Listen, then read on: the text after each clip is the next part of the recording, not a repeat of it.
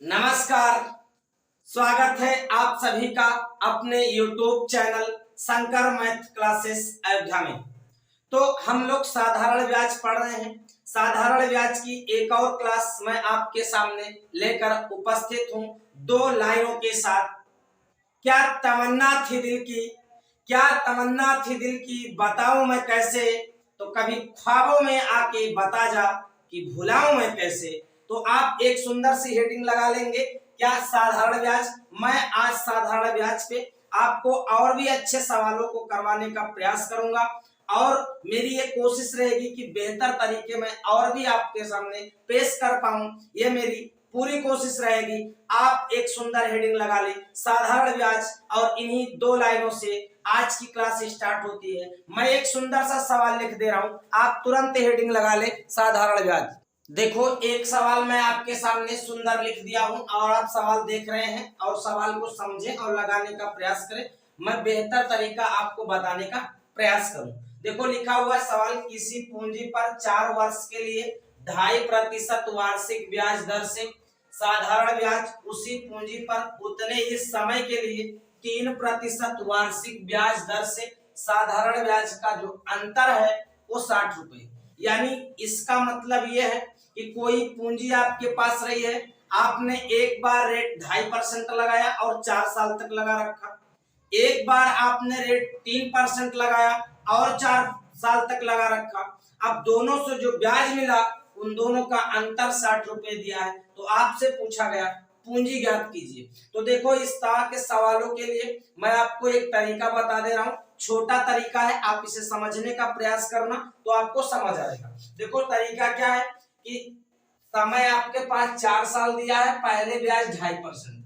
2.5% का मतलब यह है कि एक साल में आदमी 2.5% ब्याज पाता।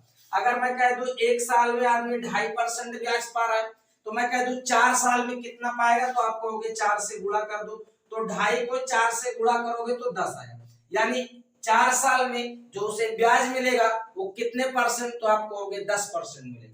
मैं फिर से आपके बताऊं कि उतने ही समय मतलब समय 4 साल है, केवल यहाँ पे रेट बदल गई। रेट क्या हो गई, 3%। अगर आदमी एक साल में 3% पाता तो मैं आपसे पूछूं कि 4 साल में कितना पाएगा, तो आप कहोगे गुणे में 4 करोगे तो 3 चौक 12% रेट पाएगा। एक बार वो उसी पूंजी पर ब्याज 10% पाया, एक बार पूंजी पर जो ब्याज मिला वो 12% मिला। अगर मैं पूछूं अंतर कितने परसेंट का है, तो आप कहोगे 2% का अंतर है। और आपके सवाल में अंतर कितना रुपए है, तो आप कहोगे 60 रुपए दिया। कितना रुपए, 60 रुपए। मैं आपको ये भी बता रखा हूं कि जो मूलधन होता है वो हमेशा 100% निकाला जाता। तो 2% की वैल्यू 60 रुपए, मैं कह दूं 1% की वैल्यू, तो आप कहोगे आधा हो जाएगा 30 रुपए। मैं पूछूं 100% की वैल्यू, तो आप कहोगे इधर 2 जीरो लगाया तो इधर भी 2 जीरो लगा दूं, तो आप कहोगे कितना रुपए, 3000 रुपए। क्या बात इसको समझ पाए। यानी जो अंतर है 2% और 2% की वैल्यू कै रुपए, तो आप कहोगे 60 रुपए। मैं कह दूं 1% की वैल्यू, तो आप कहोगे 30 रुपए होगा। चूंकि मूलधन सदैव 100% होता, इसलिए हम 100% की गणना कर रहे हैं, तो आप कहोगे 3000 रुपए। यानी आपकी पूंजी जो आई वो कितनी आई, तो आप कहोगे पूंजी जो हमारी आई वो 3000 रुपए आई। क्या इस बात को आप समझ चुके, मैं अपनी बात आप तक पहुंचा पाया। अगर आप इसको समझने में कोई समस्या हो रही है तो मैं एक सवाल और आपको लिख करके इसी तरीके का और मैं समझा दूं तो आप इस बात को पूरी तरह समझ जाएंगे। मैं ये आशा करूं आप इसे लिखें, मैं दूसरा सवाल बोर्ड पर लिखूं। देखिए, एक सवाल में इसलिए आपके सामने और लिखा हूं ताकि आप इसे समझ सकें कि अगर सवाल बनता भी है तो आप इसे कैसे करेंगे, क्या अप्रोच लगाएंगे। मैं फिर से वही सवाल पे आया हूं जो सवाल आपको पहले मैंने बोर्ड पे लिखा था। तो देखो, पहले सवाल बस थोड़ा अंतर है, बाकी सवाल वही है, कोई खास अंतर नहीं। देखो, लिखा हुआ है एक धनराशि 15% की दर से 3.5 वर्ष के लिए, देखो यहाँ पे के लिए छूट गया, के लिए उधार दिया जाता है। उतना ही धन 15% की दर से 5 वर्ष के लिए उधार दिया गया। कह रहा है यदि दोनों से प्राप्त ब्याज का अंतर 144 रुपए, तो वह राशि ज्ञात कीजिए। यानी जो पहली बार राशि दी गई है, यानी फर्स्ट बार जो दी गई राशि दोनों बार सेम है, उतना ही मतलब दोनों बार राशि समान है। यानी आपको पहली बार की अगर कंडीशन बताऊं तो रेट कितना है तो आप कहोगे 15% और समय कितना है तो आप कहोगे 3.5 साल। दोबारा की जो कंडीशन है वो रेट कितना है तो आप कहोगे फिर से 15%, लेकिन इस बार टाइम बदल गया। टाइम कितना हुआ तो आप कहोगे टाइम 5 वर्ष। अगर एक बंदा एक साल में 15% पाता तो 3.5 साल में ब्याज कितना पाएगा, तो टोटल में गुणा कर दूं तो आप कहोगे 15 पचे 75 और 15 या 45 और 7 52, यानी 52.5% ब्याज पाएगा। अगर एक साल में कोई आदमी 15% ब्याज पाता, मैं पूछूं 5 साल में कितना पाएगा तो आप कहोगे 15 पचे 75%। तो आप देखो यहां से कितना परसेंट, तो आप कहोगे 75%। अगर मैं ये आपसे कहूं कि दोनों के ब्याजों का अंतर बता दीजिए तो आप घटा के अंतर निकाल सकते। घटाना आपको आना चाहिए। 75 में से 52.5 घटाएंगे तो कितना आएगा, तो आप कहोगे 22.5। कितना आएगा 22.5। अब आप घटा के देख लीजिए, मैं घटाना भी बता दूं आपको। क्या आपको घटाना भी बता दूंगा, आप इधर देखिए पहले 22.5%। जिसकी वैल्यू आपको कितना दे रखी है तो आप कहोगे 144 रुपए। मैं कह दूं धनराशि निकालना, तो धनराशि का मतलब क्या होता, तो आप कहोगे 100% की वैल्यू निकालना। तो आपसे पूछूं मैं 100% की वैल्यू कितनी होगी, तो आप कहोगे 144 बटा 22.5 और गुणे में 100। मैं एक जीरो इधर हटाऊं तो एक जीरो लगा दूं, 25 से इसको काटू, 25 नवैया 225 और 25 चौका 140, 9 से काटू तो आप कहोगे 16 नवैया 144 होता। तो अब देखो क्या क्या बचा, तो आप कहोगे बचा तो मेरे पास 16 और 40, यानी 16 और 40 का गुणा 16 चौको 64, यानी 640 रुपए। ये आपका उत्तर आया।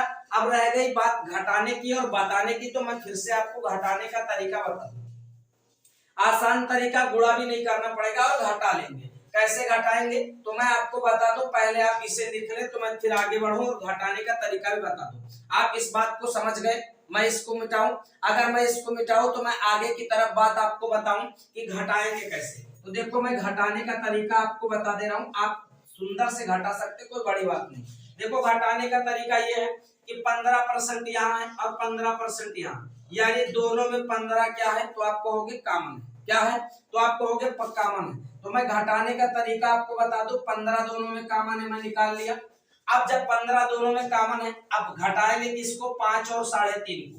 तो आप कहोगे 5 और 3.5 को घटाओगे तो 1.5 आएगा। तो 15 ये कितना होता, तो आप कहोगे 225, एक अंक पे दशमलव। ऐसे आप घटा ले तो ज्यादा आसान। जब कभी कॉमन मिले तो उसको बाहर निकाल लो और शेष पदों को घटा लिया जाता है, तो आपका उत्तर मिल जाएगा। जैसे मैं कह दूं मेरे पास 12 गुणे 8 है और इसमें से घटाना हमको है 10, मतलब 12 गुणे 5, 12 गुणे 5। तो आप कहोगे गुणा करके मत घटाओ जी, 12 आप कॉमन निकाल लो और 8 में से 5 को घटा दो। 8 में से 5 घटाओगे तो कितना आएगा 3 और 12 बाहर निकाले, 12 गुणे 3, 12 3 कितना, तो आप कहोगे 36। आप वैसे भी करके आप गुणा करके भी घटा लो, उत्तर 36 ही आएगा। बात आई समझ में कि नहीं। तो घटाने का ये तरीका होता है कि कभी कॉमन दिखे तो उसको बाहर निकाल लो और शेष पदों को घटा दो, आपका उत्तर मिल जाएगा। क्या आप इसको समझ चुके हैं? अगर समझ चुके तो आप इसे उतारें, मैं और भी सवाल आपके सामने अच्छे अच्छे लिखूं। देखो एक सवाल मैंने फिर से लिखा और आप इस सवाल को भी समझने का प्रयास करें। देखो लिखा है सवाल पिछले सवाल से थोड़ा अलग तरीके से आप इसे समझने का पूरा प्रयास करें, आपको पूरी बात समझ आएगी। एक धनराशि को साधारण ब्याज की किसी निश्चित दर पर 4 वर्षों के लिए निवेशित किया गया है। यदि ब्याज दर 2% अधिक होती तो उसे 56 रुपए अधिक मिलते। कह रहा है आपसे राशि ज्ञात कीजिए। तो देखो सवाल इस तरह से दिया गया है कि इसमें ना तो आपको प्रिंसिपल पता, यानी प्रिंसिपल का मतलब मूलधन पता, और ना तो आपको रेट पता, यानी दर आपको भी नहीं पता। दोनों चीजें नहीं पता है, लेकिन फिर भी सवाल आपको बहुत आसानी से मैं बता दूं और लग जाएगा। देखो कोई राशि अगर 4 वर्ष के लिए दिया गया तो रेट के हिसाब से उस पे ब्याज मिलेगा। बात आई समझ में कि नहीं। अगर 5 वर्ष के लिए दिया गया तब भी रेट के हिसाब से ब्याज मिलेगा।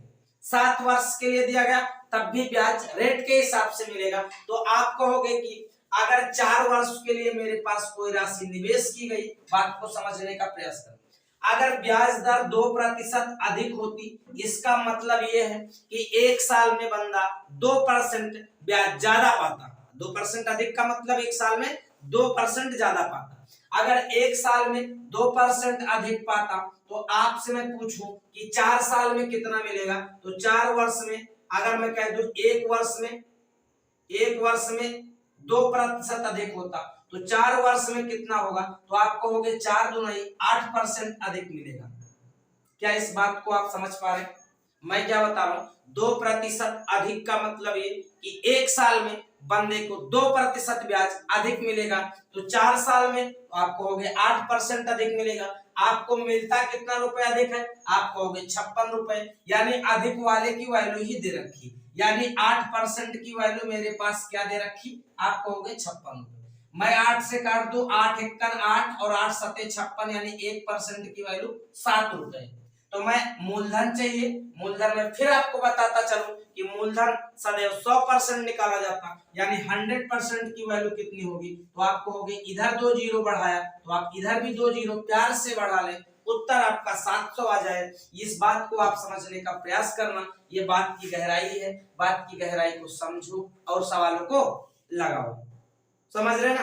तो अगर आपको समझ आ रहा है सवाल और आप इसे अच्छा कर पा रहे हैं, समझ पा रहे मेरी बात, तो आप इसे उतारें और मैं अच्छे से अच्छा सवाल लिखने का हर बार प्रयास कर रहा हूं ताकि आपको कोई भी बात छूटे ना, मैं पूरी बात आपको बता सकूं। आप इसे लिखे तो मैं आगे बढ़ूं, जल्दी से लिखे।